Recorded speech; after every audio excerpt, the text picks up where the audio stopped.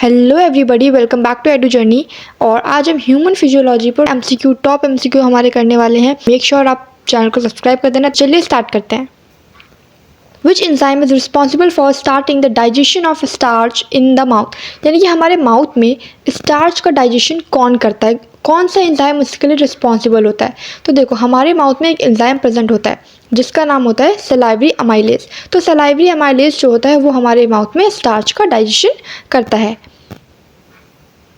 Second question है the pH of gastric juice in the stomach is approximately, यानी हमारा जो स्टमक में गैस्ट्रिक जूस होता है उसका pH कितना होता है।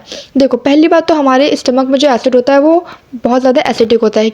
उससे क्या होता है कि हमारे अगर माउथ के थ्रू कोई बैक्टीरिया हमारे स्टमक में चले भी गए तो वहाँ के एसिडिक नेचर को वो बियर नहीं कर पाते हैं और उसकी वजह से वहीं पर वो मर जाते हैं। तो इससे काफ़ी सारी डिजीज़ प्रिवेंट हो पाती हैं, तो इसलिए वो हाईली एसिडिक होता है। थर्ड क्वेश्चन है विच part of the digestive system is responsible for maximum water absorption, यानी कि कौन से पार्ट में हमारे डाइजेस्टिव सिस्टम के मैक्सिमम वाटर एब्जॉर्प्शन होता है।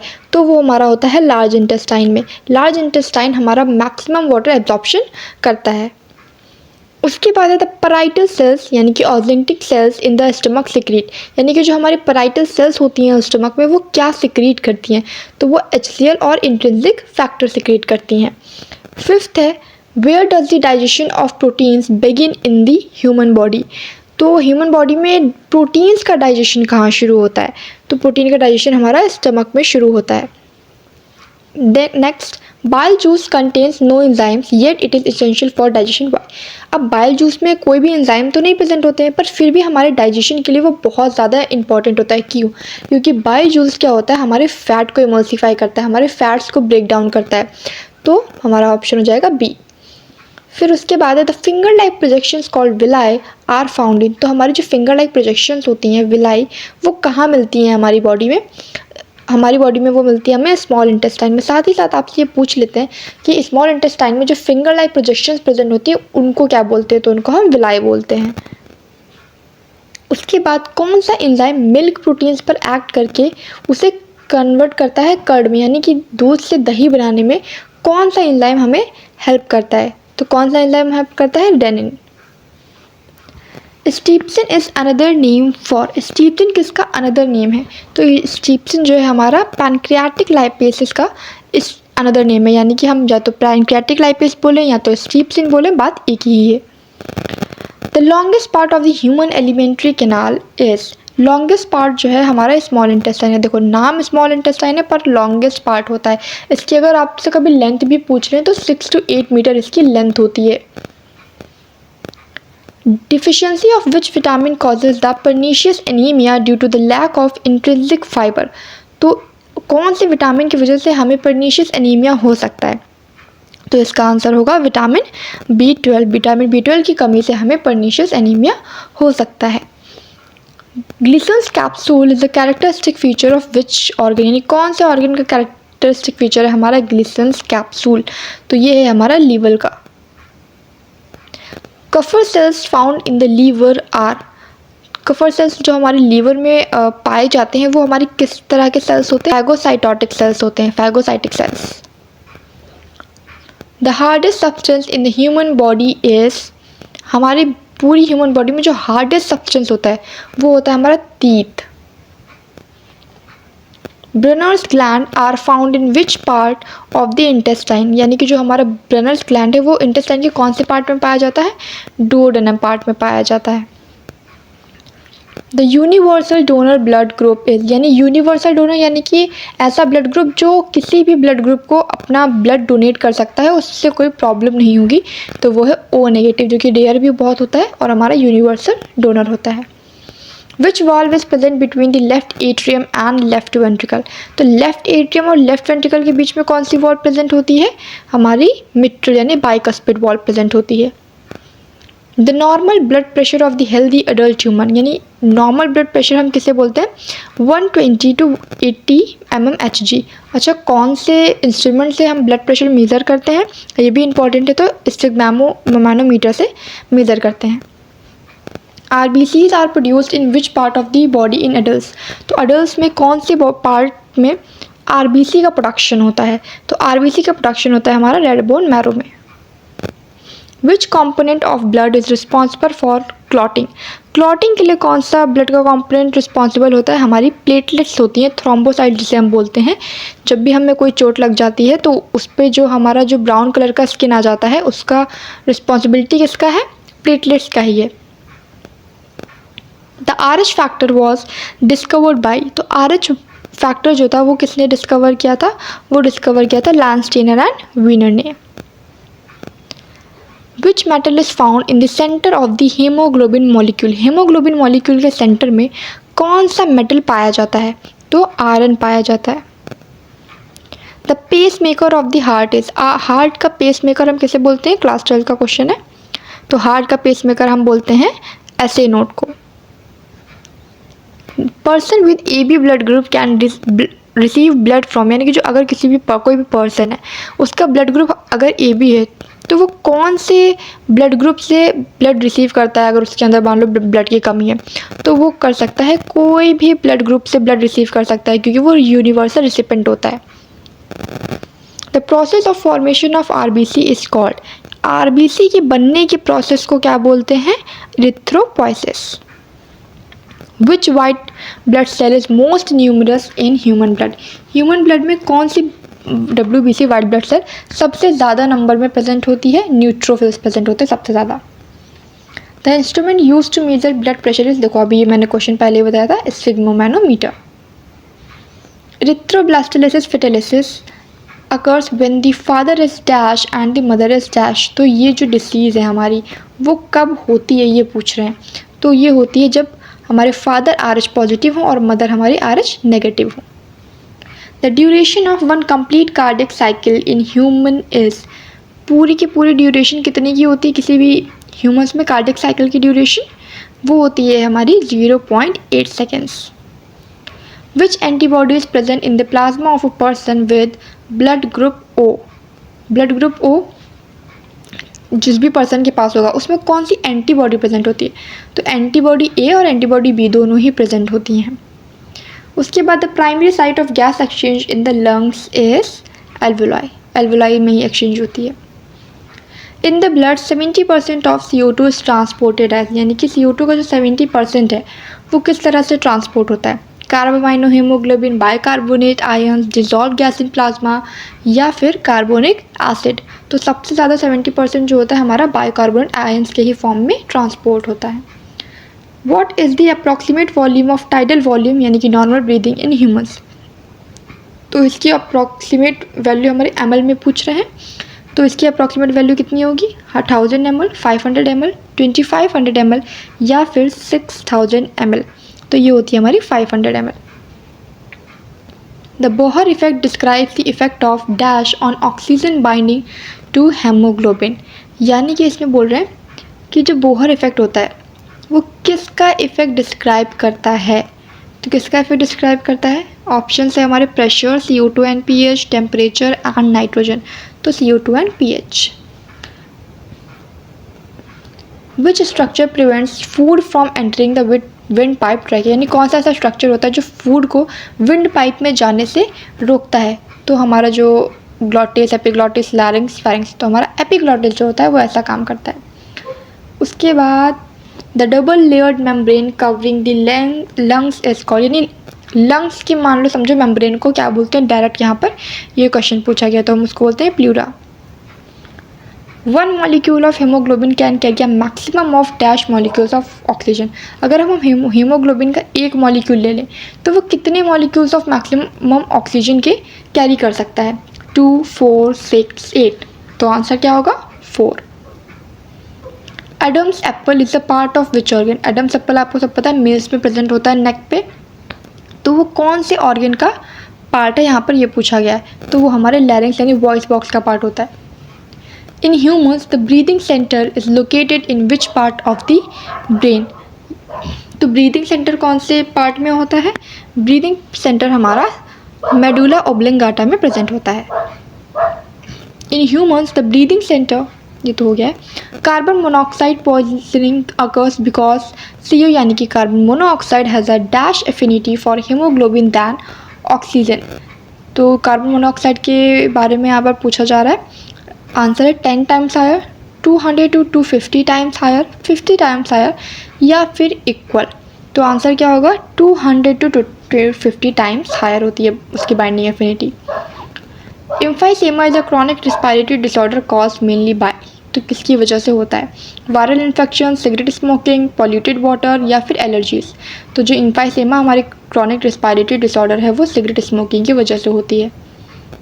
ड्यूरिंग डीप इंस्पिरेशन द डायाफ्राग्म, यानी कि अगर हम बहुत गहरी सांस लेते हैं तो जो हमारा डायाफ्राग्म है वो क्या करता है? वो कॉन्ट्रैक्ट करता है और फ्लैट हो जाता है।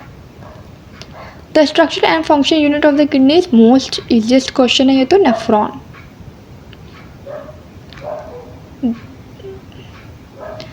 The ornithine cycle occurs in which organ, तो जो ऑर्निथाइन साइकिल होती है वो हमारे बॉडी के कौन से ऑर्गन में होती है?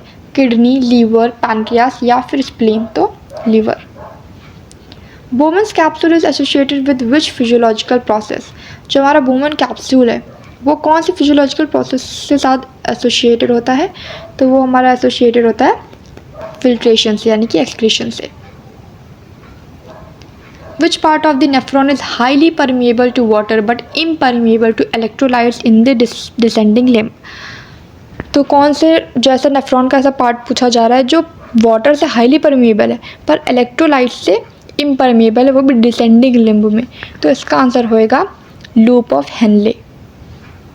द हार्मोन ADH, जिसे हम वेसोप्रेसिन भी बोलते हैं, acts on which part of the nephron, nephron के कौन से पार्ट पर एक्ट करता है? PCT, ग्लोमेरुलस या फिर DCT एंड कलेक्टिंग डक्ट या बोमन्स कैप्सूल, तो DCT, interconvoluted tubule and collecting duct. Human urine is slightly acidic with a pH of approximately, human urine का pH पूछ रहे हैं यहाँ पर 4.5, 6, 7.4 या फिर 8.5, तो ये होता है हमारा 6.6, slightly acidic. The presence of glucose in urine is a symptom of, अगर यूरिन में ग्लूकोज प्रेजेंट हो तो उसे हम क्या बोलते हैं? उसे हम बोलते हैं diabetes mellitus. Dialysis is used for a patient suffering from failure of, अच्छा ऐसा कौन सा ऑर्गन है जिसके फेलियर पे हम डायलिसिस करते हैं? हार्ट, लीवर, किडनी, लंग्स, तो इसका आंसर हो जाएगा किडनी। किडनी अगर हमारी फेल हो जाती है तो हम डायलिसिस के थ्रू उसे पेशेंट को ठीक करने की, उसके करेक्शन करने की कोशिश करते हैं। तो उसके बाद नेक्स्ट हमारा कौन सा क्वेश्चन है? Which pigment gives urine its yellow colour, यानी यूरिन को येलो कलर कौन सा पिगमेंट देता है?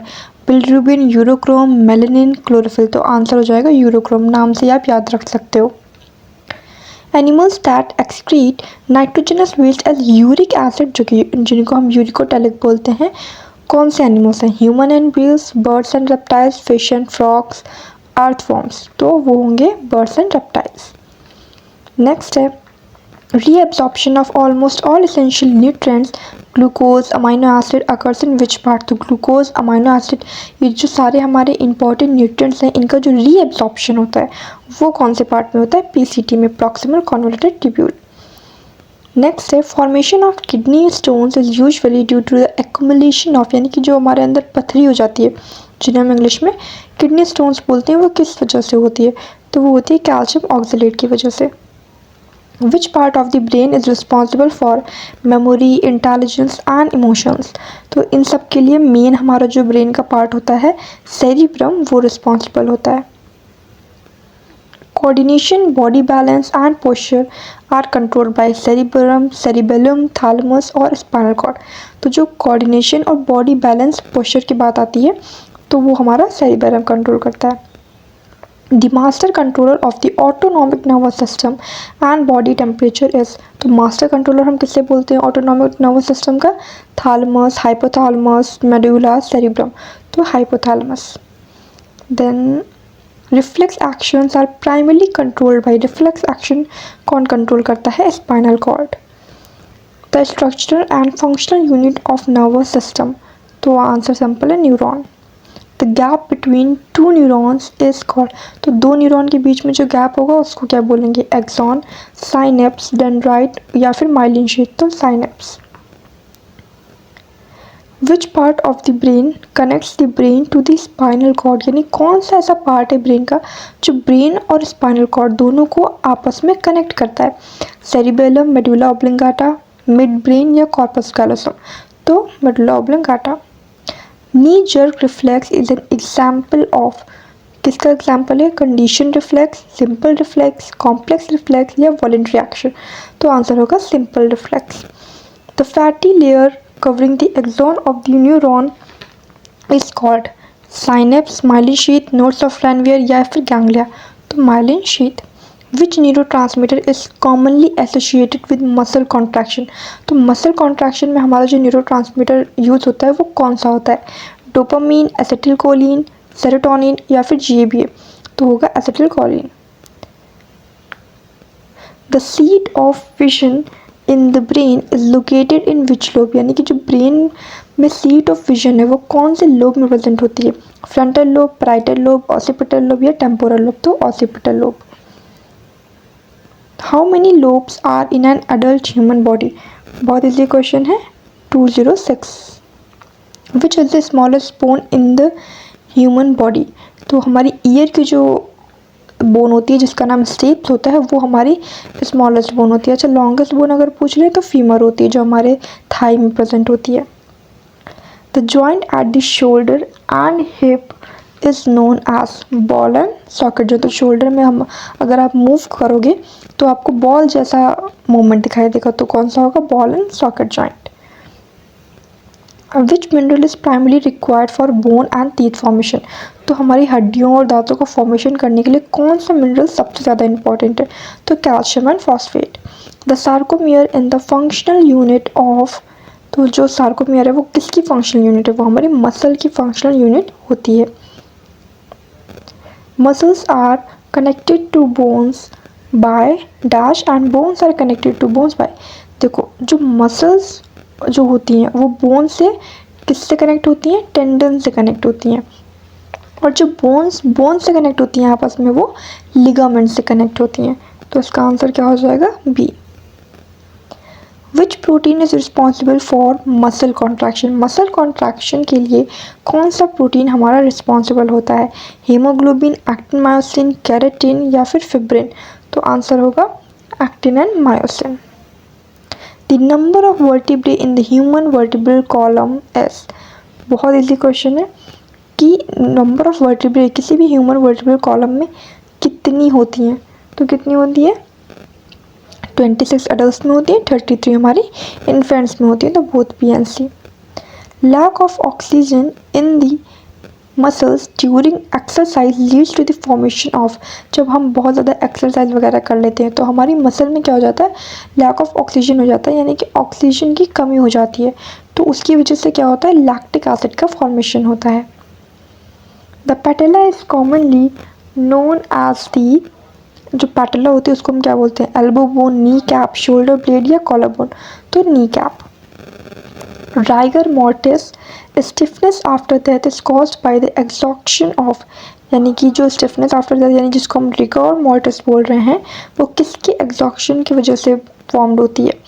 तो ग्लूकोज, एटीपी, ऑक्सीजन, मायोसिन? तो ATP. Arthritis is a disease related to the inflammation of, जो आर्थराइटिस हमारी डिजीज होती है उसमें किस चीज़ की इन्फ्लेमेशन होती है? Muscles, joints, bones, nerves? तो उसमें जॉइंट्स की इन्फ्लेमेशन हो जाती है। Which gland is called the master gland? Easy question है। Thyroid, pituitary, adrenal, pancreas? तो पिट्यूटरी को हम मास्टर ग्लैंड बोलते हैं। और मास्टर ऑफ मास्टर ग्लैंड किसे बोलते हैं? Hypothalamus. Islets of Langerhans are found in which organ? Liver, pancreas, spleen, kidney? तो इस्लेट्स ऑफ लैंगरहैंस जो होता है पैनक्रियास में मिलता है। Insulin is secreted by which cells of the pancreas? तो जो इंसुलिन होता है, देखो पैनक्रियास के पास दो सेल्स होते हैं, अल्फा सेल्स और बीटा सेल्स। तो कौन से सेल्स के द्वारा इंसुलिन जो है सिक्रेट किया जाता है? तो हमारे बीटा सेल्स होते हैं। Goitre is caused by the deficiency of, तो गोइटर जो है किस चीज़ की डिफिशियंसी की वजह से होता है? Iron, iodine, calcium, vitamin? तो ये होगा iodine. The hormone responsible for the fight और फ्लाइट रिस्पॉन्स इज, यानी फाइट और फ्लाइट के लिए कौन सा हार्मोन रिस्पॉन्सिबल होता है, थायरॉक्सिन, एड्रेनलिन, इंसुलिन या एस्ट्रोजन? तो एड्रेनलिन, जिसे हम एपिनेफ्रिन भी बोलते हैं। Which gland is also known as the third eye और biological clock of the body? यानी किस ग्लैंड को हम बॉडी की थर्ड आई या साथ ही साथ उसको बायोलॉजिकल क्लॉक बोलते हैं? तो हमारी कौन सी ग्लैंड होगी? Pineal gland. तो जो पीनियल ग्लैंड होती है हमारी, उसको हम थर्ड आई या तो बायोलॉजिकल क्लॉक बोलते हैं। क्यों? क्योंकि ये हमारे 24 रिदम एक्टिविटी को मेंटेन करती है। Deficiency of ADH anti diuretic hormone leads to which condition? तो अगर ADH यानी कि जो एंटी डाययूरेटिक हार्मोन, जिसको हम वेस्टोप्रेसिन भी बोलते हैं, अगर उसकी डिफिशियंसी हो जाए हमें, तो कौन सा कंडीशन हमें झेलना पड़ सकता है, क्या डिजीज़ हो सकती है हमें? तो हमें डायबिटीज़ इंसिपिडस होएगा। विच ग्लैंड डिसअपियर्स और shrinks as we grow older? तो जैसे जैसे हम बड़े होते हैं ऐसी कौन सी ग्लैंड है जो धीरे धीरे गायब होने लगती है? तो वो होती है हमारी थाइमस। ओल्ड पीपल में थाइमस की जो ग्लैंड होती है वो डिजेनरेट हो जाती है। ऑक्सीटोसिन, जिसे हम लव हार्मोन या फिर बर्थ हार्मोन बोलते हैं, तो ऑक्सीटोसिन कौन रिलीज़ करता है? ऑक्सीटोसिन हमारा पोस्टीरियर पिट्यूटरी रिलीज़ करता है। Which hormone regulates the calcium levels in the blood? Blood में कैल्शियम लेवल को कौन सा हार्मोन रेगुलेट करता है? तो वो होता है हमारा PTH, पैराथायरॉयड हार्मोन, या जिसको और एक इसके अंदर एक हार्मोन होता है जिसको हम बोलते हैं कैल्सिटोनिन। एक्सोप्थैल्मिक गॉइटर यानी जिसको हम ग्रेव्स डिसीज बोलते हैं, वो किस वजह से होती है? थायराइड की हाइपोसेक्रेशन, हाइपर सेक्रेशन, इन्फेक्शन या आयोडीन डिफिशियंसी? तो जब थायराइड जो हार्मोन थायरॉक्सिन सिक्रेट करता है और उसका हाइपर सिक्रेशन यानी कि एक्सेस सिक्रेशन हो जाता है, तो हमें ग्रेव्स डिसीज होती है, तो hyper secretion. Where does fertilisation usually occur in the human female? तो ह्यूमन फीमेल में फैलोपियन ट्यूब में एम्पुलर रीजन जो होता है, एम्पुलर रीजन का मतलब फैलोपियन ट्यूब है मान लो, तो फैलोपियन ट्यूब में बीच का जो चौड़ा रीजन होगा, वाइडर रीजन होगा, उसको हम एम्पुला बोलते हैं। तो उसी वाइडर रीजन में हमारा फर्टिलाइजेशन होता है। Which hormone is known as the pregnancy hormone? तो प्रेगनेंसी हार्मोन हम किसे बोलते हैं? एस्ट्रोजन, प्रोजेस्टेरॉन, LH और FSH। तो हम बोलते हैं प्रोजेस्टेरॉन को। The site of sperm production in males is vas deferens, seminiferous tubule, prostate gland या epididymis? तो स्पर्म कहाँ पर प्रोड्यूस होते हैं? सेमिनिफेरस ट्यूब्यूल्स में प्रोड्यूस होता है। Sertoli cells are responsible for? तो जो हमारे मेल्स में सर्टोली सेल्स पाई जाती हैं, उनका काम क्या है? Secreting testosterone, providing nutrition to sperms, producing eggs or killing bacteria? तो उनका काम होता है स्पर्म्स को नरिश करना, तो providing nutrition to sperms. The release of an egg from the ovary is called dash and occurs on day dash of a 28-day cycle. तो जो भी ओवरी से जब एग रिलीज होता है उसको हम बोलते हैं ओव्यूलेशन, और वो कब होता है? 14th डे पर होता है, तो ओव्यूलेशन और 14th। Eight which stage does the embryo implant into the uterine wall? यानी कि कौन से स्टेज में होता है एम्ब्रियो जब वो यूटेराइन वॉल जो एंडोमेट्रियम होता है उस पर जाके अटैच हो जाता है? जाइगोट, मोरुला, ब्लास्टोसिस्ट या गैस्ट्रुला? तो ब्लास्टोसिस्ट। ये पूरा वैसे सीक्वेंस में ही लिखा हुआ है, पहले जाइगोट बनता है, फिर morula, then blastocyst and then gastrula. Which hormone triggers ovulation? यानी कौन सा ऐसा हार्मोन है जो ओव्यूलेशन को ट्रिगर करता है? FSH, LH, oestrogen, progesterone? तो जो LH होता है उसकी वजह से ओव्यूलेशन होता है। जब बहुत ज़्यादा LH हो जाता है तो LH सर्ज नाम की चीज़ होती है जिसकी वजह से वो ओवम रप्चर होकर ओव्यूलेशन करता है। ओव्यूलेशन का प्रोडक्ट क्या होता है? कॉर्पस ल्यूटेम बनता है। The process of formation of mature female gamete is called? यानी कि एक मैच्योर फीमेल गैमेट जब बनता है तो उस प्रोसेस को हम क्या बोलते हैं? हम बोलते हैं oogenesis। स्पर्मेटोजेनेसिस मेल्स में, oogenesis फीमेल्स में। The acrosome of the sperm contains dash to help penetrate the egg। यानी कि स्पर्म में सबसे ऊपर उसके हेड में एक्रोजोम प्रेजेंट होता है, और एक्रोजोम के पास ऐसी क्या चीज़ होती है जिससे वो एग को पेनिट्रेट कर पाता है? माइटोकॉन्ड्रिया, हाइड्रोलिटिक एंजाइम्स या फिर जेनेटिक मटेरियल या शुगर?